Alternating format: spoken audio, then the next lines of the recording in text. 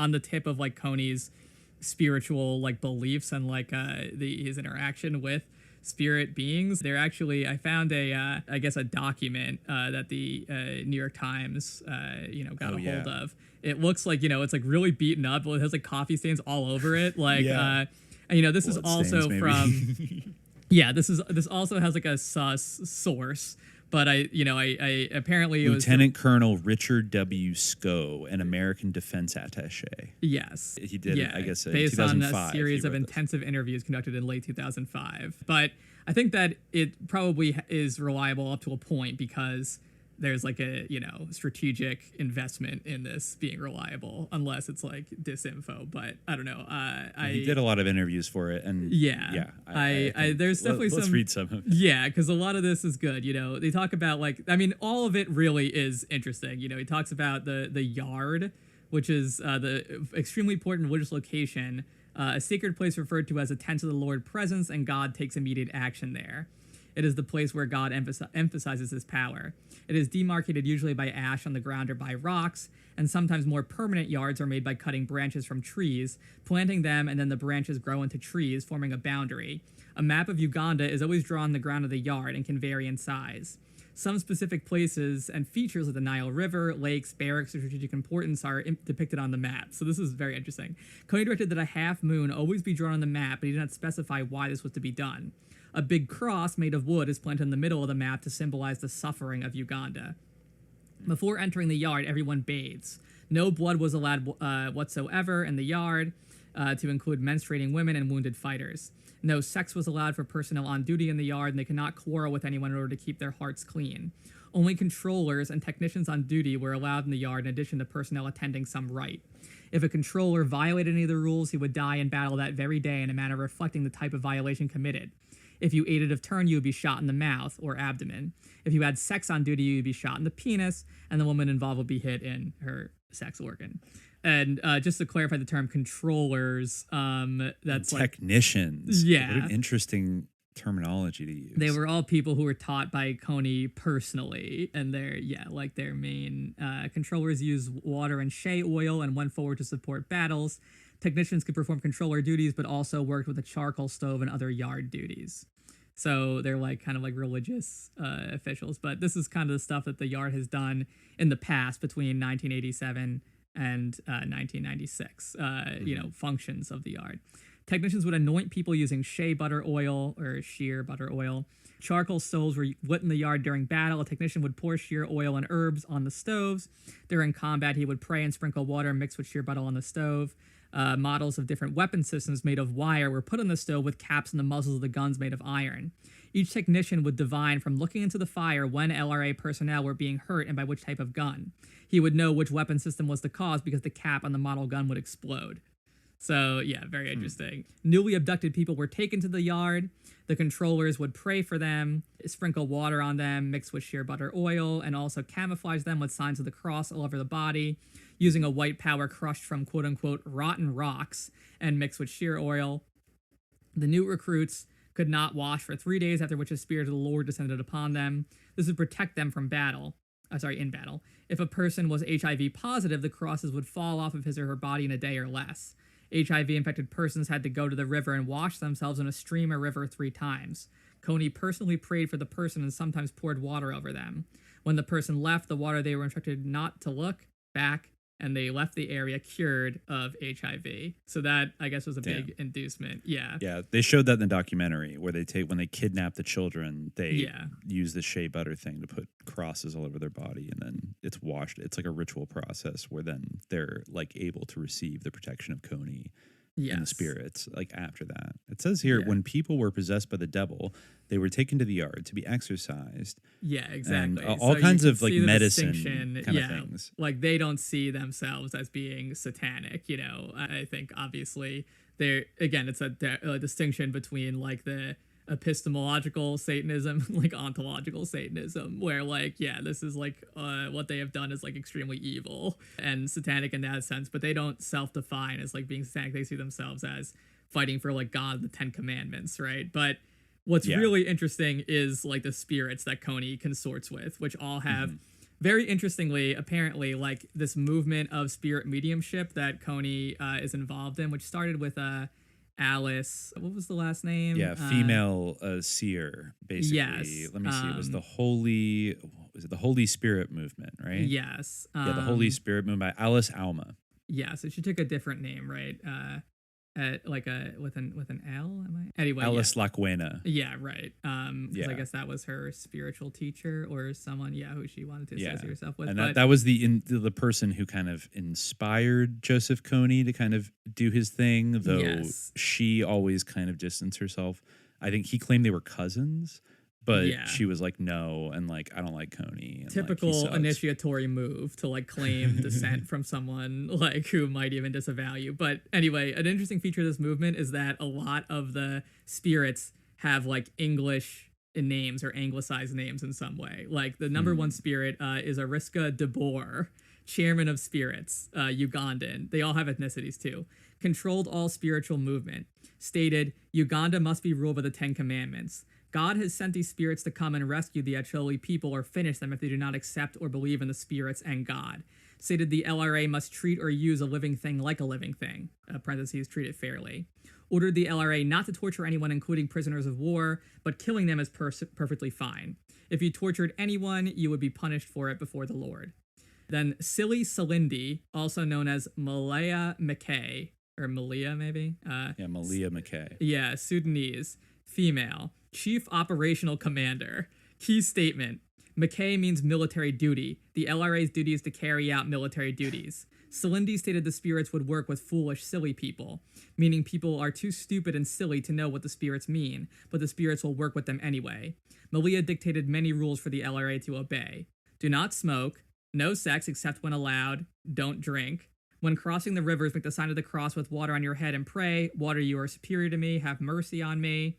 When on a rock, make the sign of the cross. But you are not allowed to stand on a rock since 1986 because rocks made a covenant with Lakwena, who we just mentioned, in assisting and passing judgment on people. Rocks are sometimes used as bombs and can explode. When fighting, if there is a rock nearby, make the sign of a cross and pray, Rock, you are superior to me. Have mercy upon me. Don't kill innocent people. The LRA should not bring too many women among them as they will impair operations. Don't eat too much food. Don't love food so much. You are not soldiers, rather teachers to teach God's message. Although you are few, your message will be known worldwide. Don't fear human beings, but fear the Lord. Don't be ambitious, i.e. don't want to be a commander. Remember to pray 3 times a day. Yeah, anyway, so don't mourn. I just want to point out Malia McKay. It made me think of both like McKay means military duty. It made me think of like MK, and it also made me think of Mickey means military duty. Yeah, I was thinking like, is there like any other like prominent McKay like who has been involved? Adam like, McKay. I don't know, but but Scottish influence there. Not really sure. The third one, who are you? As in, who are you to the Lord? Also known as Zinc Bricky. American, male, chief intelligence officer, informed Kony of errors among the LRA, in charge of military courts-martial, reported to Kony if the enemy was coming. So that's the spirit. The American intelligence officer is the one who told, known as could who predict are the future. You, aka Zinc Bricky. What the fuck? In charge of military courts-martial, reported to Kony if enemy was coming, could predict the future, gave military situation reports, SITREPs, predicted air attacks, told the LRI that even if they had SA-7s... Like, just imagine, like, Colonel Richard W. Scow is, like, writing this, like, he's conveying this information, like, saying that the spirit gave SITREPs. Like, it's interesting. Well, also this is very bizarre. Who are you told the LRA that even if they had SA-7s, those are Stinger missiles, or heavy machine guns, they would never succeed in destroying an aircraft because it belonged to him and the aircraft punished sinners. Whoa. Yeah. Wait, the aircraft belonged to him, which, like, Uganda gets U.S. military assistance. Helicopters and stuff, and the aircraft, just like Jason Russell would want, the aircraft punishes sinners, right? Yes, punishes the bad man. Then we have Willing Hing Su, who is Chinese and male. And he determined the duration of activities, when to start and when to stop, perform miracles in front of the enemy, such as making the UPDF see the LRA in the air, not in the ground, or make them see armored vehicles in the air. Interesting. Make them, imagine that there's an aircraft, maybe an unmanned aircraft, I don't know, but it's a really international kind of motley crew of like different nationalities. That's like what's interesting King and Bruce unique about this. King Bruce, another American male, controlled heavy weapons. All their 12.7 millimeter British 82 millimeter recoilless AT rifle. Like it's so bizarre. Specific. Like the amount of detail. Yeah, exactly. It's crazy. Yeah. During the time the LRA, I guess his main role was the quote the stone bombs. During the time the LRA used stone bombs, they would pray to King Bruce, "Lord, the power of the world rests upon you, King Bruce. Take post in the name of Jesus Christ." Then they threw a stone, which would explode. Before combat, Kony stated he could see a cross on certain soldiers' foreheads, usually 5 or less personnel, and they would be given stone bombs to throw in battle. Normally, when a stone bomb exploded in battle, both the LRA and UPDF would retreat from the battle. What? And then there's a Italian. Okay, this is weird. Jacobo, with a Japanese name. He controlled finance. I'm getting like Licio Jelly vibes. I feel like Jacobo is like an African name almost. Oh, Jacob. Exactly, like it's Jacob. No. So controlled finance and was a catechist and great teacher. Stated the LRA must not hide money gained from operations, since all the money had to go to the LRA treasurers. If someone kept money, they would die. And in fact, most of the LRA commanders are dead today because they kept money. If you send money home to relatives, it will cause problems in your home and everyone will be killed. Stated, love your God with your heart and your strength in your soul. If you love God as you love your wife, you will not have to stay in the bush for long. And then Dr. Salon, another Italian who's male doctor and controlled all medical services. Western as well as local. Told the LRA to mix different herbs for different wounds and sicknesses. Directed doses of medicine. Would use technical names for medicines. Could cure barren people. Owara, a Ugandan from the West Nile, male, intelligence staff officer working for Who Are You, gave information and SITREPs. Hawa, a Tanzanian, a male, worked with Willing Hung Soo, kept hours of duties and worked miracles like Heng Soo, stated if part of the food is ready, eat it, and don't wait for the rest as you may miss it, meaning you might be attacked or otherwise interrupted before the rest of the food is ready to eat. Sinaska, an American, male, chief controller, passed LRA controller messages from the front to God, could control the weapons of the enemy. Major Bianchi, chief technician, passed technician messages to God. Carlo Rwanga, a Ugandan martyr, youngest of a group of Ugandans massacred by the Bangandan chief, Kikaba Mwanga, for believing in Christ, burned alive.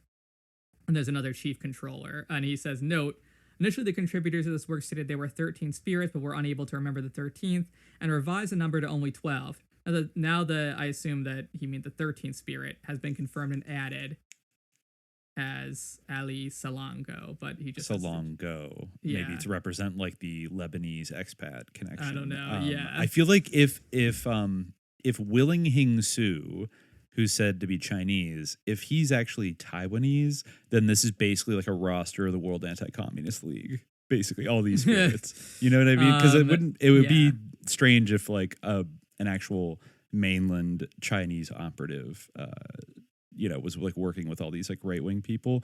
But, Taiwan had a lot of different relationships in Africa, like in the 70s and the 80s. So has China, especially. So was China. But China was almost like China. Well, China was quite involved. They were involved in the Angolan Civil War and other conflicts like that. And there was even competition between the Soviets and the Chinese that I think Uganda kind of got in the middle of at a certain point, because they were sort of like, they were all sort of supporting different governments in different countries and all that stuff. But that is just so weird that they all have these very specific, like real world positions. And they're all like intelligence officers. Yeah, it's amazing that like it's very interesting how respect to him for like not being epistemically chauvinist, because this colonel is like just straight up describing them in very emic terms where he's like, he's not saying like they believe that the spirits tell them when the enemy will attack. It's like chief operations officer, like, well, yeah, like provides SITREPs and he lists 28 prophecies. I'm not sure if he says they all came true or not, but no, not all of them came true, but some of them did, I guess, just because they were like he goes over the Sudan will get tactics. peace first, then Uganda. Some people were criticizing America, and the spirit said America would help end the war. Yeah. He says here about logistics, the only kind of reference to like somebody supporting them. He says Sudan provided most of the weapons and mostly ammunition, small arms rounds, RPG-7, 60mm mortars, B-10 recoilless SPG-9 rounds, freely to the LRA until November 2002, with the exception of 2 consignments that came later. Most logistical support from Sudan was provided from 1994 to 1999. Much of it was cashed throughout southern Sudan and northern Uganda by a special squad. Today, LRA weapons consist of small arms and some RPG-7s. Most of the commanders that buried ammunition are now dead or have defected to the UPDF. Shea butter oil is moved in jerry cans, and every person is required to have a small bottle of it in his or her pocket. The butter oil in the beginning of the rebellion was thought to make you bulletproof. Everyone also had to carry living water with them as well, in a small bottle or around your neck, or even as a small tube attached to your wrist. In heavy combat, the water may tell LRA personnel what to do. Now that's interesting. I think living water is a reference, right, to the water from like the mountain near where Kony grew up. Well, that was supposed to be holy or have powers in it, right? Living water, according to this at least, maybe it is referring to that in particular, but the distinction according to him is water that is like from a stream or river is living, and boiled water is dead and has lost its original qualities. Huh, yeah. Interesting. Mm-hmm. Interesting. So, yeah, like obviously, I mean, you see there the importance of like magical kind of amulets and like protective magic is like very strong, but it's funny and they're not like blah blah I'm evil. Like obviously like they've done like horrible unforgivable things that are like abhorrent to like like religious morality, but it is interesting to see like how this is a subliminal jihad, like in a way, this is a... It kind of is. I mean, you have a spirit who claims to be representing God telling you that you can never torture people, but you can execute them. That's totally you fine. can't torture prisoners of wars, but you can execute them. Yeah, it's, I mean, a council of like, it's kind of like the 9 in a way, but like... it really is. In a war-zone environment. But yeah, I mean, it's interesting that like, these are two... This is like a battle over over God in a way, like between, and it's not kind of just like Africa or not just Uganda, but it's also like the Americans have an interest in this are like also involved in this, and it's inflected by the war on terror and all of these other things. Yeah, like their beliefs are, the LRA beliefs are obviously like, more idiosyncratic, and like we recognize the beliefs of like evangelical American Christianity as like, they're much more familiar to us. Yes. Yeah, well, and but probably to a lot of Ugandans, but at this point. I just wanted to read this earlier, and since you brought up like eclectic, extreme versions of Christianity, I think we'd be remiss to like not elaborate on the family's particular take on Christianity. Going back to the Jeff Charlotte interview from NPR, he talks about how the family was sponsoring these congressional trips to various countries overseas. Like Senator Tom Coburn went to Lebanon. Senator John Ensign would go to Jordan and Israel all the time. And Senator Inhofe went to his favorite country, Uganda. So Terry Gross was asking him about like, does the family pay for it, whatever. And I guess there was the 2007 Open Government Act, which was passed in like response to that whole Jack Abramoff lobbying scandal. And so now there's a little more rules around like what you can pay for a congressman to like go overseas and stuff.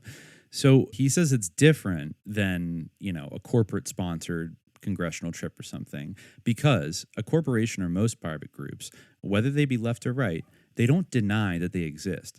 The family claims that there's no organization at all. the leader of the group, Doug Coe, says in a sermon that's now been posted online, fortunately, so you can hear it, says the more invisible you can make your organization, the more influence it will have. He loves that word, huh? Yeah. In fact, that's what led the group to reject the idea of formally registering as a lobby. The founder of the group said we can have more influence working behind the scenes if we don't register as a lobby, which is true, which is exactly why we have these laws that were strengthened by the 2007 Open Government Act. But beyond the secrecy of the organization, which is essentially strategic on their part, they're tactical on their part in thinking about how they can further the agenda, there's the question of the agenda itself. Now, this, for those who aren't familiar, this is a real doozy. And some of the core rhetoric of the family is this idea that most of us misread the New Testament, that Christ's message, the bottom line of Christ's message, wasn't really about love or mercy or justice or forgiveness. It was about power. So Doug Coe, the leader of the group, tries to illustrate this, for instance, by saying, sort of posing a puzzle. Name 3 men in the 20th century who best understood that message of the New Testament. Oh, God. And oh my God. The answer may shock you. Yeah. And most people are going to say someone like Martin Luther King or Bonhoeffer, or maybe they're more conservative. They're going to say Billy Graham. And Coe likes to give an answer. Hitler, Stalin, and Mao, which just makes your jaw drop. And he's quick to say, these are evil men, but they understood power. And that message recurs again and again and again in the family. When I was at the C Street House, I sat in on a session between Doug Coe and Congressman Tiart of Kansas. And Coe was encouraging him to understand the message of Jesus by thinking about the model of power exemplified by Hitler, Stalin, Mao, Pol Pot. There's so many examples of this. Damn, and I give Pol Pot, someone who right? everyone hates. Well, like, I guess great Hitler, US everyone backed, hates. But yeah. he was backed by Kissinger, so... there are so many examples of this, and I give several because I don't want people to think I'm cherry picking one bad choice of words. This is a core idea of the family. There is actually video that NBC News found Coe talking about the fellowship that he wants to model the things on is like that of the great friendship enjoyed by Hitler, Goebbels, and Himmler. Right?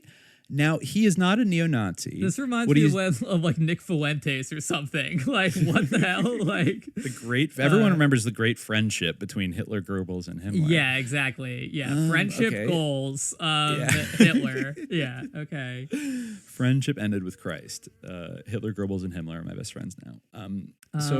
He says kind of really funny. Nuts. Like, I feel like I had read that at some point, but like blocked it out because it's so insane. You can't even believe it. It's like I've read that in the book. That is trippy that he says that. It's too much. Yeah. Even though we just made an argument in like one of our last episodes that like Stalin did embody the values of the New Testament. Well, I mean, I understand onward, like in a very different way. Well, again, like those people like all did actually have some kind of relationship with Christianity. Like I wouldn't like hold them up as the exemplars of like how one should follow Christ unless you're like, I mean, I would say Stalin and Mao are better than Hitler. Like almost, I think like almost everyone is, if not everyone. He's kind of like the sort of stereotypical example of an evil person. So exactly. Yeah, like just to do that is like, I mean, I wouldn't really honestly like, again, like I think that the examples he gave of what the blue-pilled people would say, like Martin Luther King or whatever, like are probably honestly better go-to examples, like, I mean, I'm not someone who would talk about this either way because I'm not Christian, but I mean, to that's most my Christians, point. this Like, sounds absolutely twisted and fucked up. As it like, yes. What are you talking about? As it should, yes, and like so, yeah. These are like two like bizarre like groups like battling over. Yeah, I mean, even you see it with Jason Russell. I mean, I don't think Jason Russell like sees himself as part of this group, right? I think that he would be appalled by like a lot of what the family says, honestly. Like he probably is like more of a Hillsong guy. And like I think that there is a certain naivety or like guilelessness in not recognizing the actual like deep embedment of the two and like their similarity with each other. That's possible, but I just the recurring use of the word invisible in Doug Coe's language is kind of tripping me out right now. Maybe, although invisible children, it will be more damning, I think, if like they were like the invisible network or something like. But the children are supposed to be invisible, so like that's not really the same as like you being invisible. So it's like kind of like. Well, aren't they? Don't you think followers of the first of all, it's called colloquially the family, and Doug Coe is the spiritual father, so that all of his followers would be children, and he always tells them that they need to be invisible. Right, but the invisible children are not the members, not the people who want to stop. I guess they do. I'm just saying they're ribbing in our faces, folks. Yeah, all right. Okay. It's double entendre. You know what I'm saying? Yeah, it's a double code. All right, visibility and invisibility are big things. I mean, IYKYK. Yeah, I think that there is a sort of entwinement that isn't addressed between the sort of progressive strand of evangelicalism. I mean, what's his name did go speak at Liberty University. I watched a thing he gave at another Christian college where he very much sounded like it was kind of mask off, like in maybe 2016, where he was talking like a Hillsong preacher, and he was talking about God, and all this stuff. So it was clear he's very much, in that kind of milieu and stuff. And he downplays it in the mainstream kind of press, when he was around there. He's a self-conscious Hillsong guy, but I think that there is sort of a false consciousness partition between Hillsong people and thinking that they're the dominionist family type people, even though there is, especially in the case of Kony 2012, a straight up direct overlap between their goals. I just want to read a little bit more from this interview, because after he dropped that banger that he wants to model his fellowship on the great friendship enjoyed by Hitler, Goebbels, and Himmler. He does say, now he's not a neo-Nazi, slightly debatable, but what he's doing there is he's fetishizing strength. He is not looking to democracy, but this model of absolute strength, and that leads the family into relationships with men like Museveni in Uganda.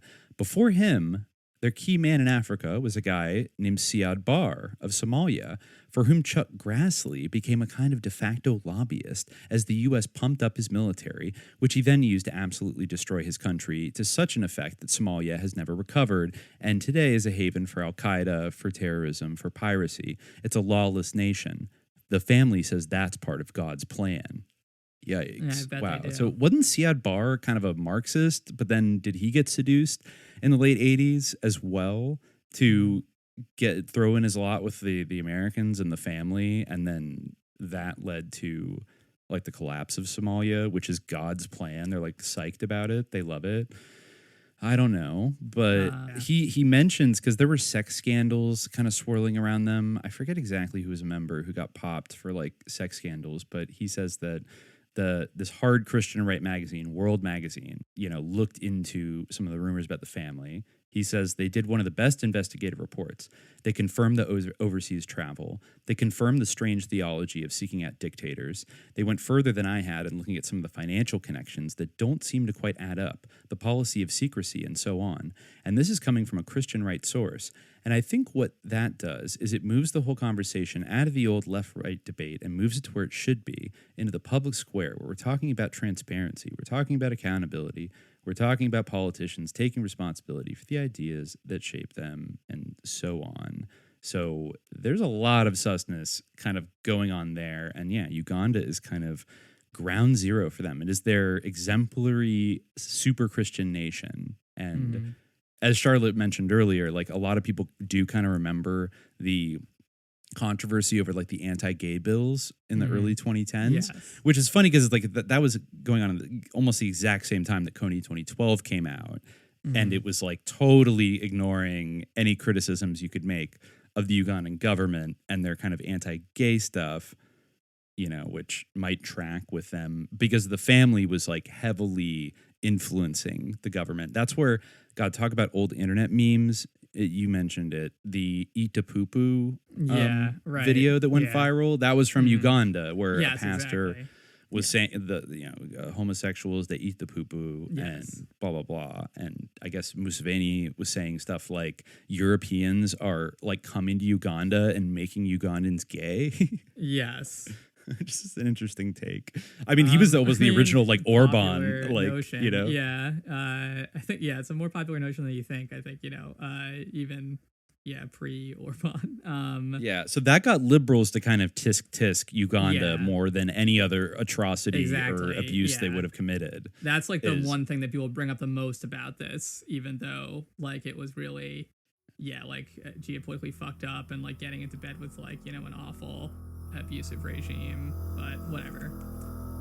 For access to the full-length episode, subscribe to the Hour of Frequency at patreon.com/subliminaljihad. The military people told us stories of times when he was more or less surrounded, and they don't know how he escaped. This war, to me, is not a conventional war. It has a lot of spiritual aspect.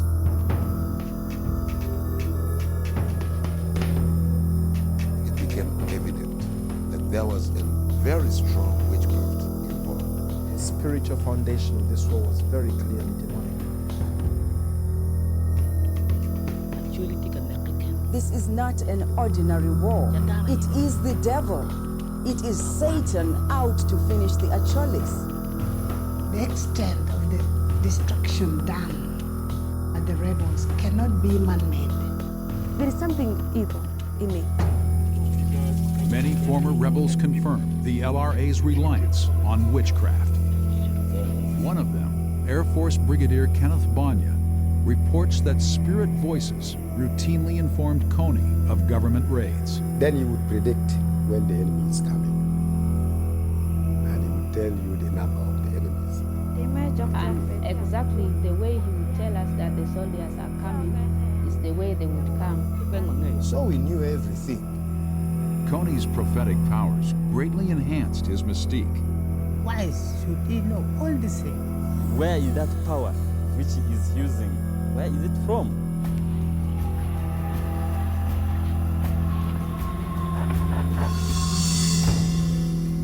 LRA camps are more akin to occult sanctuaries than traditional military staging grounds. There's something they called loading, you know, which was, if you understand what they're actually doing, they were calling demons to come into the people.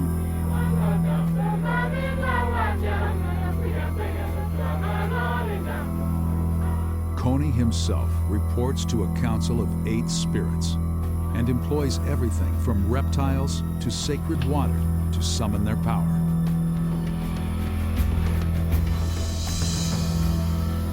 But the spirit in him is the overall leader. Can act as a cult leader spiritually in the name of God, and you find that really people get taken up. They believe that these evil spirits have got power, and they believe that Kony has had such spirit. They believe only in him. It is because when you get abducted, you immediately get anointed. And through that, there is that strong allegiance and commitment and love and passion you have to him. LRA abductees are told that oil can cure them from any disease, and that sacred water can remove all sin. They continually would sprinkle water on you until you are completely wet. With their recruits duly cleansed of sin, the controllers begin to mix white clay with shea nut oil. And put crosses all over your body, at your back, at your forehead, everywhere crosses. The children are instructed not to watch for 3 days. After 3 days, they will take you to the river now to wash. Having been made holy, the abductees are now ready to hear from the spirits. And when the spirits want to talk, Joseph Kony becomes their mouthpiece. Then suddenly, you will see him like this. And then the eyes will change. Then the spirit will start to talk. When he has finished talking, you will not know what the spirit has said. But there would always be a secretary. That secretary is always appointed by the spirit.